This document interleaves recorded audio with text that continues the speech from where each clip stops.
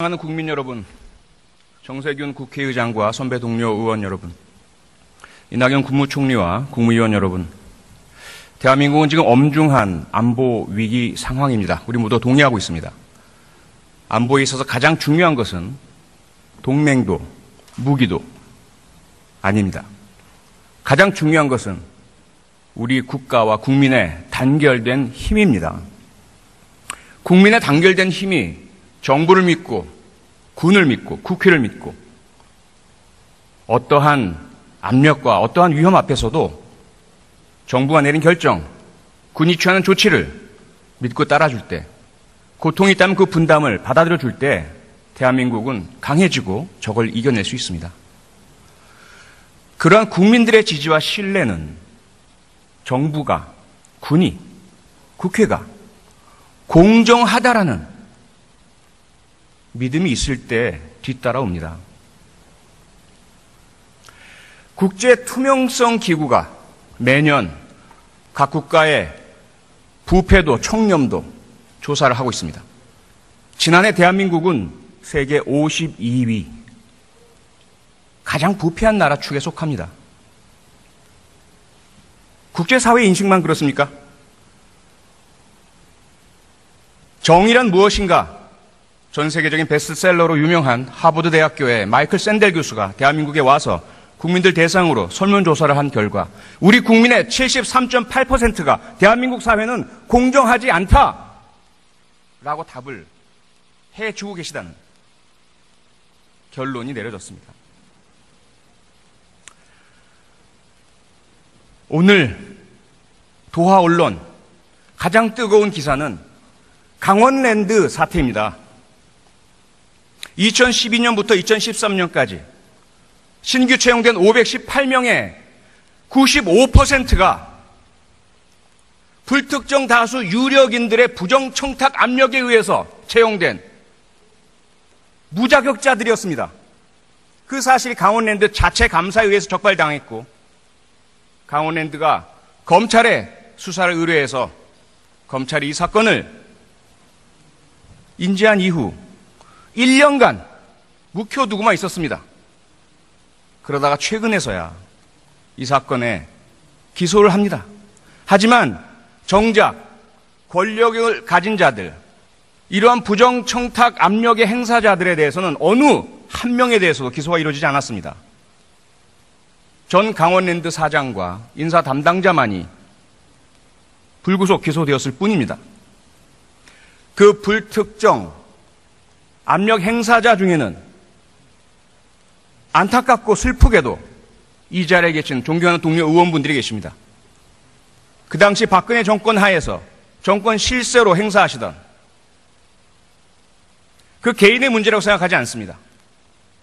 국회 법사위원장 권성동 의원은 현재까지 보도에 의하면 최소한 10명의 부정청탁을 한 것으로 그 혐의를 받고 있는 것으로 보도되고 있습니다. 최소한 2명 이상의 당시 집권 여당 의원분들이 포함되어 있다고 합니다. 국민들은 분노하고 계십니다. 취업, 얼마나 좁습니까? 내 자식 어디 가서 부당한 차별받지 않을까? 힘있고 돈 있는 사람들이 내 자식 밀어내고 부당하게 다른 사람 앉히지는 않을까? 95%가 전부 부정, 불법, 부당한 채용이었습니다. 이런 상황에서 어떻게 우리가 국민들 보고 국가와 정부를 믿으라고, 신뢰하라고 이야기할 수 있겠습니까? 그뿐입니까? 한국 항공우주산업 역시 당시 정권 실세였던 이정현 의원 친인척의 부정청탁 압력 의혹이 보도되고 있습니다. 중소기업진흥공단 최경환 당시 정권 실세 의원 부정청탁 의혹 재판 중입니다. 그 이면에는 모두 검찰이 도사리고 있습니다. 알면서 인지했으면서 혐의 포착을 했으면서 신고받고 고발 받았으면서도 묵혀두고 은폐하고 묵인하고 정권과 결탁한 정치 권력과 검찰 권력의 결합은 적폐며 부정부패며 대한민국과 정부의 신뢰를 떨어뜨리는 근본 요인입니다. 검찰 권력은 뿌리치기 힘든 집권 여당 실세의 권력은 뿌리치기 힘든 영화 반지의 제왕에 나오는 사우론의 절대 반지 같은 것이라고 생각합니다. 이낙연 국무총리 나와주시기 바랍니다.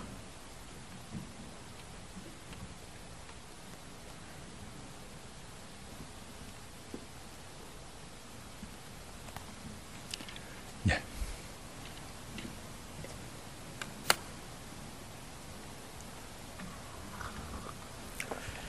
연일 노고가 많으십니다.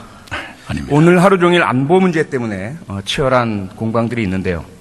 안보 당연히 튼튼해야 되겠죠. 네. 네, 북핵, 북미사일, 국제사회 모두가 규탄하고 있습니다. 그렇죠? 네. 네. 우리 국론도 하나로 합치되어야 되겠죠. 이런 네, 엄중한 위기 상황에서 정부를 흔들어대고 대통령의 통치에 대해서 군 통수권자로서의 지위를 의심케 하는 이야기를 한다면 이적 행위로 봐도 되지 않겠습니까? 네, 뭐라고 규정할지는 모르겠습니다만은 북한의 핵 개발이 수십 년 동안 계속됐다 그러면 역대 모든 정부가 책임을 공유해야 한다고 생각합니다. 이 자리에서 서로 상대를 탓하거나 하는 것보다는 고민을 함께하고 또 지혜를 모으는 것이 더 좋겠다 이렇게 생각합니다. 네, 전적으로 동의합니다. 그리고 품격 있는 답변에 감사드립니다. 그래서 드리는 말씀입니다. 저도 부디 우리가 여야로 나뉘어서 이 안보 위기 하에서 정쟁을 하는 상황은 그만두었으면 좋겠습니다. 지난 6차 북핵 실험 이후에 우리 국회는 모두가 일치 단결해서 북핵 규탄 결의안을 의결했습니다. 그 자리에 가장 안보를 소리 높이 외치는 우리 자유한국당 의원들은 안 계셨습니다. 이 상황 어떻게 보셨습니까? 네, 안타깝게 생각했습니다. 네, 앞으로는 부디 고원은 감사하게 우리가 받아들이겠지만 안보 위기 앞에서 국민을 분열시키고 정부와 군의 신뢰를 떨어뜨리는 그런 일들은 좀 안 하기를 함께 좀 생각도 하고 촉구도 했으면 좋겠습니다. 네. 총리께서도 조금 더 자신 있게 정부의 입장을 대변해 주시길 부탁드립니다. 네. 네, 앞서 말씀드렸던 강원랜드 사건과 관련한 말씀을 여쭙겠습니다. 어느 정도 파악하고 계십니까? 네, 지금 저는 신문에 나오는 정도를 알고 있습니다. 그 사건의 가장 핵심에 검찰 권력이 있다는 제 주장 동의하십니까? 예, 왜 그것이 그동안에 조사되고 밝혀지지 않았을까 하는 의심을 가지고 있습니다. 그 검찰 권력에 대한 비난은 우리 국민 모두가 공유하고 있습니다. 그렇죠? 네. 네. 새 정부, 나라다운 나라의 제1과제가 검찰 개혁이다라는 설문조사 결과가 여러 차례 공표되었습니다. 동의하십니까? 네, 중요한 개혁 과제라고 생각합니다. 그러면 총리께서는 총리 개인 그리고 우리 정부의 검찰 개혁 방향, 방안 그리고 일정 국민들께서 안심하실 수 있도록 좀 설명을 해주시면 감사하겠습니다. 네, 8월 내 법무부 안에 법무검찰개혁위원회가 구성이 돼서 공수처 신설이라든가 법무부의 탈검찰화 등등의 개혁 과제를 지금 논의하고 있습니다. 국회와 법무부가 함께 좋은 개혁 방향을 만들었으면 좋겠습니다. 검경 수사권 개혁 포함되어 있습니까? 당연히 그건 큰 과제 중에 하나입니다. 네. 공직자 비리 수사처, 고위공직자 비리 수사처, 그리고 검경 수사권 개혁, 그리고 법무부의 탈검찰화. 네. 이 세 가지 총리께서 확약하신 것으로 받아들여도 되겠습니까? 네. 고맙습니다. 들어와 주시기 바랍니다. 네. 법무부 장관 나와 주시기 바랍니다.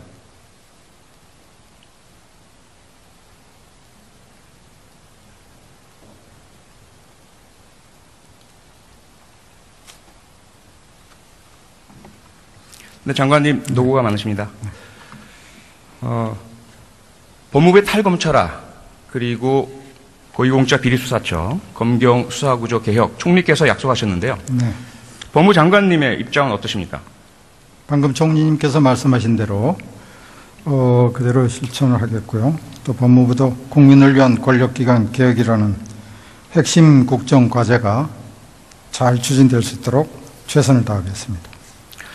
제도의 개혁은 반드시 필요합니다. 아마 여야 모두가 동의하고 있고요. 국민들께서도 동의하고 계시죠. 그런데 그 전 단계로 제도만 개혁한다고 되는 것은 아니지 않습니까?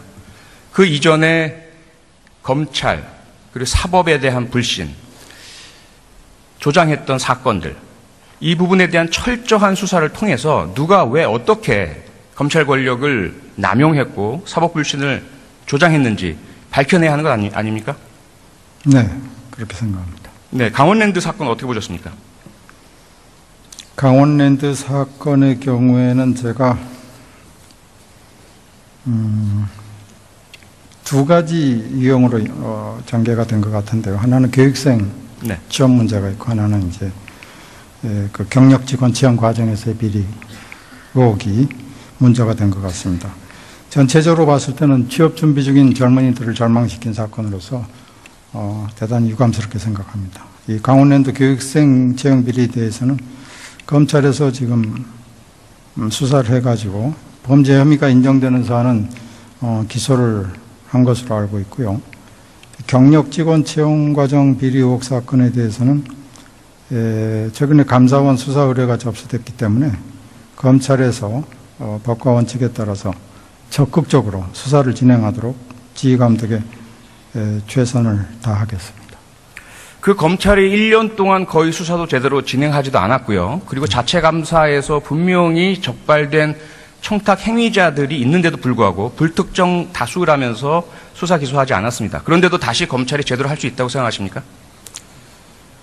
지금 이 사건이 발생한 것은 2012년 말에서 2013년에 네. 벌써 이 두 가지 유형의 사건이 발생을 했습니다.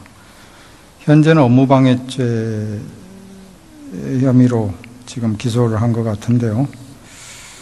제가 이 문제에 대해서 오늘도 국회 대정부 질문에 나오기 전에 이 부분에 대해서 좀 더 적극적인 그 조사가 필요하지 않느냐 하는 의견을 피력을 했고요. 앞으로 좀 더 적극적인 수사가 진행되지 않을까 그렇게 보고 있습니다. 네. 앞서도 잠깐 나왔지만 혹시 저수지 게임이라는 다큐멘터리 영화가 지금 개봉 중이고 상당히 많은 관객들이 보고 있다는 사실 알고 계십니까? 네, 기자가 쓴 것으로 알고 있습니다. 장관께서는 보셨거나 혹시 보실 계획 없으십니까? 아직까지는 보지 못했고 한번 들여다볼까 생각하고 있습니다. 네. 그 내용의 골자는 농협의 210억 부당 대출입니다. 그 내용 알고 계시죠? 네. 어느 정도 파악하고 계십니까? 캐나다에 거주하는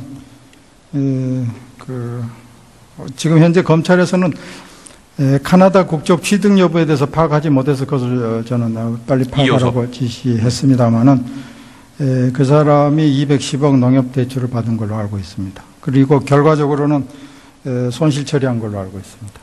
회수를 하지 못해서요. 캐나다 쪽은 노스 요크시의 그 교민 145명이 네. 상당한 액수의 계약금을 모두 떼었습니다. 캐나다 토론토 역대 최고의 사기 사건이라고 언론 보도도 되었고요. 근데 캐나다 경찰의 이야기는 한국에서 왜 농협의 210억 피해에 대해서 신고나 고소를 하지 않는지, 그 신고나 고소가 없기 때문에 그분에 대한 수사를 못하고 계좌 동결을 못하고 있다. 장관께서는 이 부분을 해결하실 의지가 있으십니까? 지금 현재는 기소 중지 상태입니다. 그래서 제가 아까도 다른 의원님 질문에 답변했습니다마는 그 부분에 대해서 추가적인 수사의 가능성이 있기 때문에 그 방향으로 더 적극적인 수사를 하도록 제가 지휘감독을 하겠습니다. 네, 감사합니다. 들어가 주시기 바랍니다.